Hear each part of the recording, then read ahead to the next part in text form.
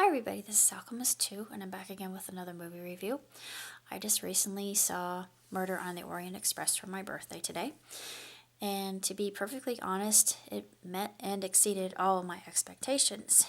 And the reason I say that is because, first of all, the casting was absolutely brilliant. The soundtrack was out of this world. The camera angles were very allegorical, symbolic, and revealing as to the triplicate and multi-nature of humanity in and of itself.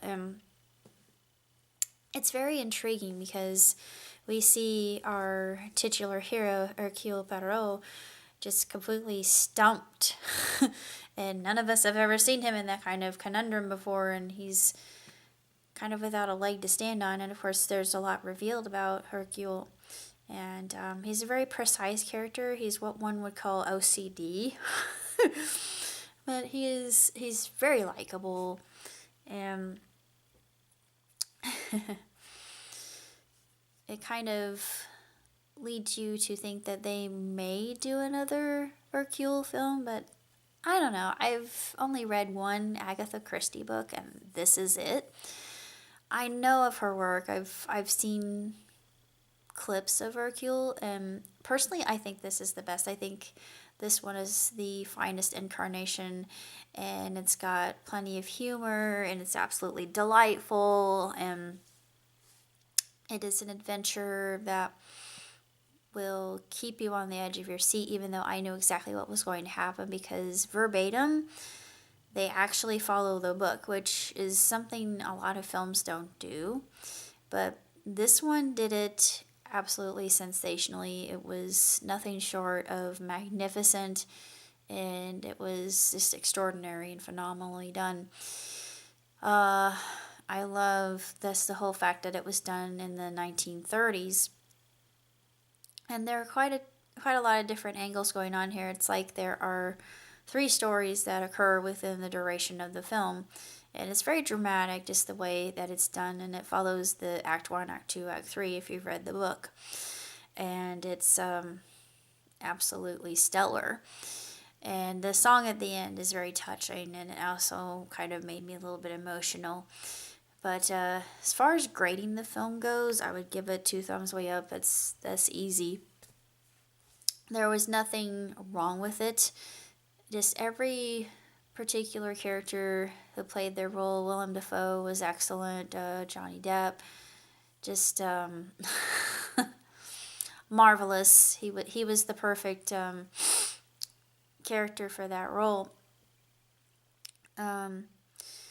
He just was a man who you knew that there was something not quite right in his head, and it was basically a story of a vendetta and revenge, and just how interconnected these people are. And it just reminds me of life in and of itself, how we deal with people we don't really know. We're not really familiar with their interpersonal lives, but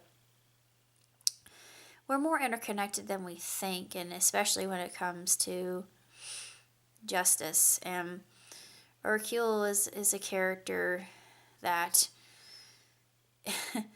he knowingly takes upon this case, not realizing how arduous,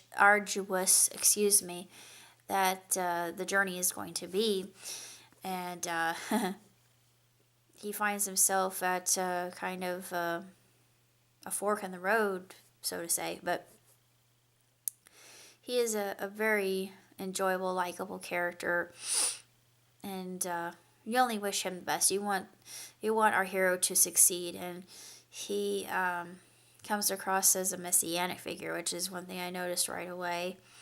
And although he also, I think there are traces of atheism in him. I'm not going to say why, as that'd give away a plot point, but he's not one as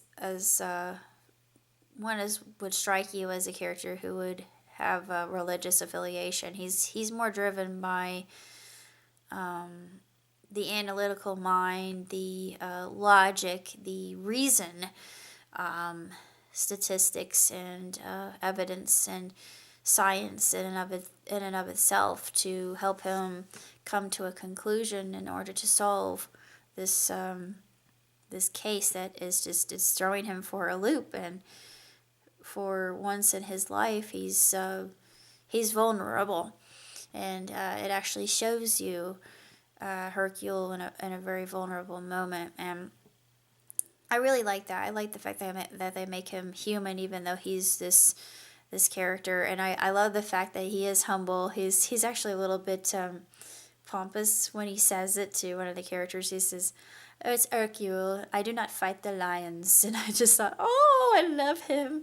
He's just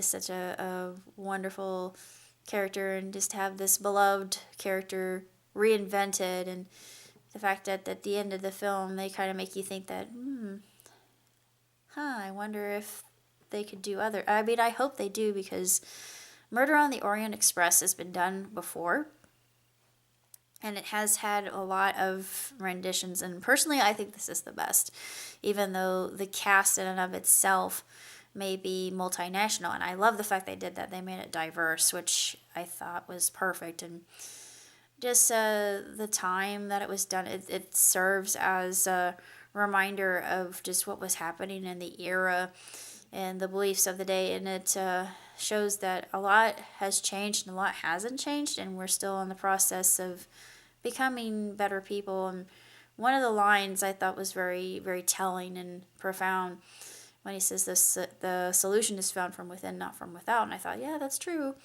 We need to better ourselves before we better other people. Or what are we doing? I mean, it's all for naught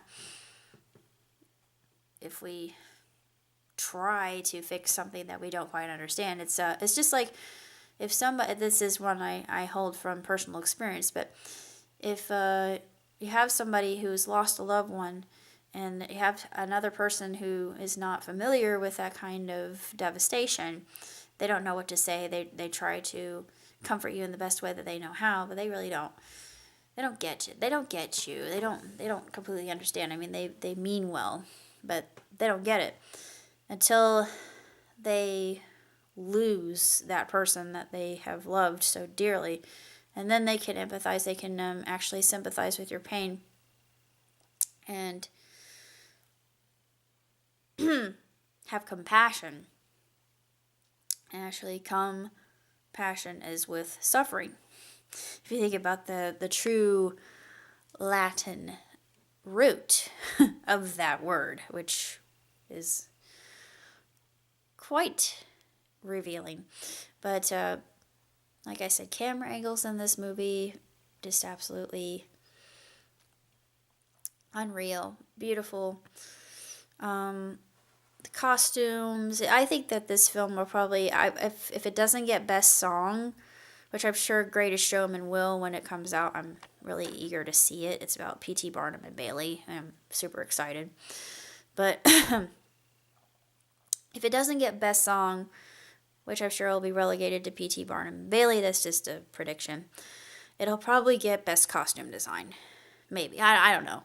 It's hard to say, but it just seems like they did their research, and they were true to period style. It plays like something that you would see in an art cinema or on stage. It's that good, at least in my opinion. And I would recommend, if you haven't read the book, please read the book before you see the movie. Just like with Cloud Atlas, Cloud Atlas in and of itself, I think it's a movie that definitely needs a reading before you see it, because if you see it without having read the book, and my dad actually